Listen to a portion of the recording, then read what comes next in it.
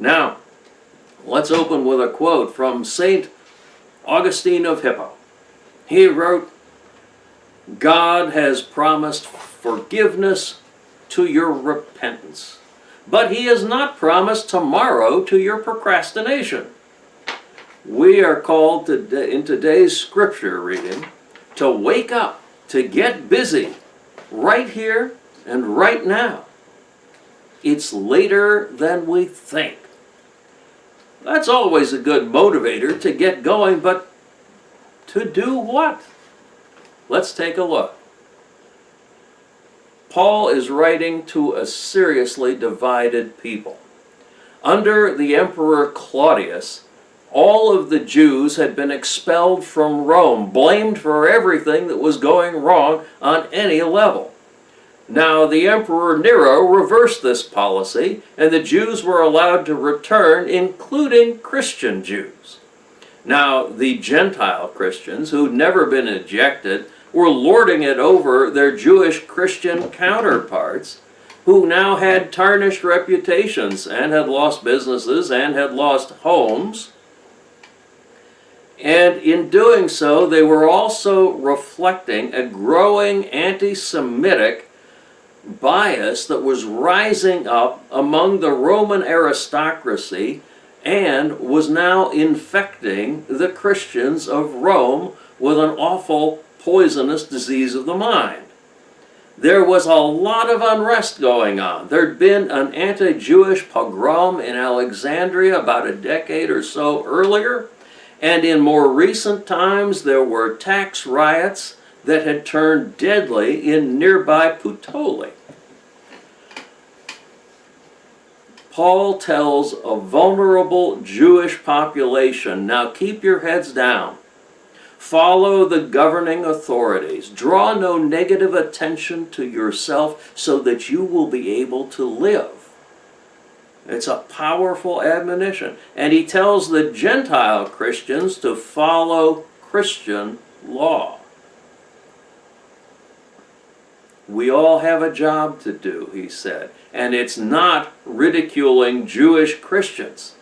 It's loving our neighbors, all of our neighbors. It's excellent advice in today's divided society where we're facing escalating violence, where some are even muttering about a possible civil war. This is not an impossible demand, as if someone were saying, now you must love everyone, everywhere, all the time, right now, leaving followers to feel defeated because of the magnitude of the problem, something they couldn't ever approach doing. This is also not some fluffy call to profess lightly a love for the whole world that's entirely superficial and saccharine, that accomplishes nothing because it's all lip service. It's a love that manages to do nothing for anybody. No, it's neither one of those things, because both of those lead to lack of action. No, instead, this is a call from Paul to love your neighbors. That means those who you actually come into contact with, those who you interact with, those who include the returning Jews. And this is real love for real people. People that you meet every day, and you're called to help them. It's tough, because it means we have to learn the stories of our neighbors. We've got to get to know their lives. We've got to get to know them as people. We've got to get to know their families and their joys and their sorrows, which means we have to open ourselves to them and to shouldering those joys and sorrows as part of our lives as well. It means being humble enough to share our stories and our concerns and our lives with them as well.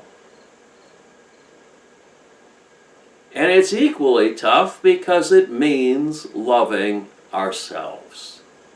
A person who is unloving to himself or herself can't love other people. It's not possible. And that means rejecting the temptations for self-deprecation. You know, all those little jokes you make at your own expense to try to ingratiate yourself to somebody else at a party. And self-hatred, that picking on yourself when you make a mistake, like you're the only human in the entire world that's ever gotten anything wrong.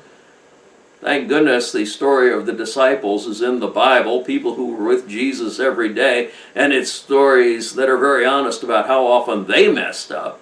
So don't hold yourself at a higher standard than those who are actually taught by Jesus directly, because those emotions will interfere with your ability to love others. Loving others begins with loving ourselves.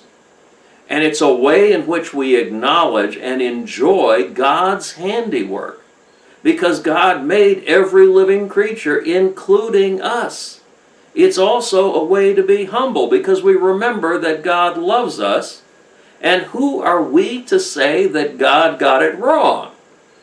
Well, you may have created the universe, you may have created everybody in it, you knew us from before we were born, but I gotta say your judgment's a little off about me. I am unlovable, God. How in the world could you make that mistake? That's a little less than humble, don't you think? And it's not something we should tell ourselves. Here's a beautiful meditation by Ian Thomas. It's called Be Soft. Do not let the world make you hard. Do not let the pain make you hate. Do not let bitterness steal your sweetness. Take pride that even though the rest of the world may disagree, you still believe it to be a beautiful place. Now, writers are known to be procrastinators, absolutely professional procrastinators.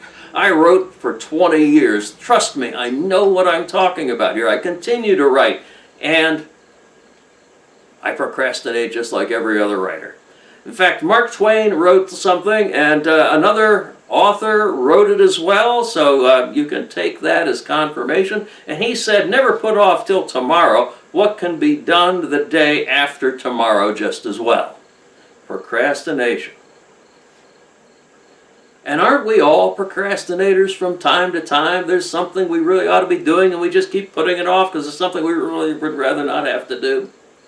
Paul states that there's absolutely no time for procrastination now. This is no time to slack off. There is no cushion in the timeline right now for doing what is right by members of the Christian community and those outside the Christian community. We need to love one another. There's no time to hit the snooze button on important spiritual matters that need our attention now. What we do in the here and the now really, really matters. It's time to wake up and get busy. Salvation draws nearer all the time. And it will rush in when we absolutely least expect it. Salvation began with Jesus' birth, life, death, and resurrection. The dawn broke then and will continue with Jesus' return. God responded to the ancient desire that the Messiah would be born to the people.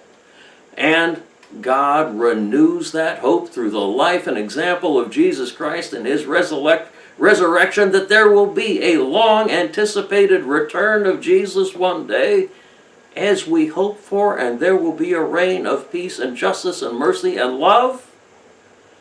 But Paul states that the night is now long gone. The dawn has come. It's time to live into the daylight. Live into, lean into the approaching salvation and behave as people do in the light of day. It's time to put aside our division. It's time to calm the jangled nerves. It's time to cool the heated temper and the rhetoric. It's time to dismiss the rumors and the dark conspiracies about one group of people or another. And it's time to live honorably instead. We need to firmly believe that living out our Christian faith also makes a concrete difference in an unjust, agonized, and angry world. We need to wake up. We need to be aware of what is going on and to see what we're called to do and then to respond positively.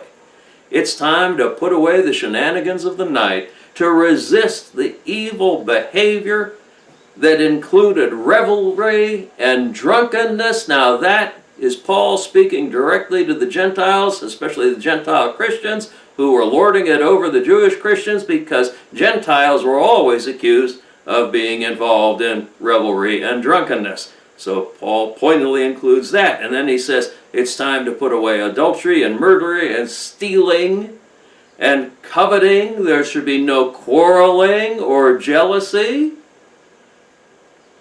And this is covering both the Christian Gentiles and the Christian Jews. With that last bit, Paul offers up this grab bag to say to anyone who had the ears to hear that I'm including every sin. None of you get to walk away and say, I didn't hear my particular sin, so obviously I'm off scot-free. I'm okay. No, it is time to live in the light. It's time to put on the Lord Jesus Christ instead and to do what is right. We need to welcome the coming of the day. The light has dawned with Jesus' birth. We need to walk out and greet the morning joyfully each and every day. This is a new day and there are new ways to operate in it. We are to love our neighbors who are all around us. We're to improve the lives of everyone we meet, even if that just means smiling at somebody, holding a door open, offering a kind word, or helping somebody with a bag that's too heavy for one person to carry. It can be as simple as that. We have an urgent call to pick up the Christian life, to truly believe that we can make a positive difference when we act, to place our loyalties firmly with Jesus where they ought to be, and live the way Jesus taught us to live. We don't have to wait for Jesus' return to live the transformed lives that we are being called to in communities now so they can become communities of hope. We can do that in the here and now. We don't need to wait. And we can live into the hope of the expected future that God has promised us will one day come. We can work for peace and justice right here, right now. The justice and the peace that we expect to come with Jesus' return, we can plant it and start it here in this moment. We can take such steps that will help us discover our true selves. As we act, we will discover who we really are. We will be uncovering ourselves and the light within us, and we'll be letting that little light shine, as the hymn says. There is a great deal of worry today about the divisions in our society. It's called factionalism. And it has infiltrated all aspects of life. We have become so divided that many people are now willing to sacrifice what is good for everyone in favor of what's good for some particular group they identify with instead, even if that's destructive to a great many people. This is what Paul warned against in the division between the Christian Gentiles and the Christian Jews, that it would lead to this kind of division. And Paul said we must not allow ourselves to descend into that kind of darkness. We need to work at loving our neighbors, at reaching across the divides, at working for ways of light, to work against the darkness of division. The Christian writer Joshua Dubois reminds us of the Old Testament king Nadab, who, according to the Bible, did evil in the sight of God, and his sin became the sin of Israel. That meant his evil ways infected the entire nation. And author Dubois contrasts that with King Solomon, whose peace and wisdom filtered down throughout all of Israel, bringing a time of progress to the people. We don't have to be kings to know that what we do matters in the world, in the here and now. God reminds us, as Paul reminds us, and Jesus reminds us, that we are called to moral leadership, each and every one of us, to a leadership that matters. We're called to walk upright in this world so that our family and our friends, anyone who follows us, will never stray, but walk the straight and narrow. When we stray, others are more likely to stray too. Let me give you an example. Now, if you make it a habit to pick up trash that you find in your yard or around your business or around your church, you'll discover that if you do this consistently, if you make this a habit, that area will remain cleaner longer because it encourages other people to take their trash and actually dump it in a trash can rather than just dropping it on the sidewalk. They don't see litter in your place, so they realize it's not good for them to drop theirs just on the ground, but they ought to take it away. That's just one example of what we can do. It's time to wake up. It is time to believe what we say and what we do really makes a difference in the world around us in small but vitally important ways. It is time to love ourselves and to love our neighbors, to love everyone we contact each and every day, because time is short. The time to act is now. The world is hurting and people are looking for light and love in this world. We are to love our neighbors. We're to wake up. We're to live honorably. It is time to wake up. Let's pause for a moment of silent reflection.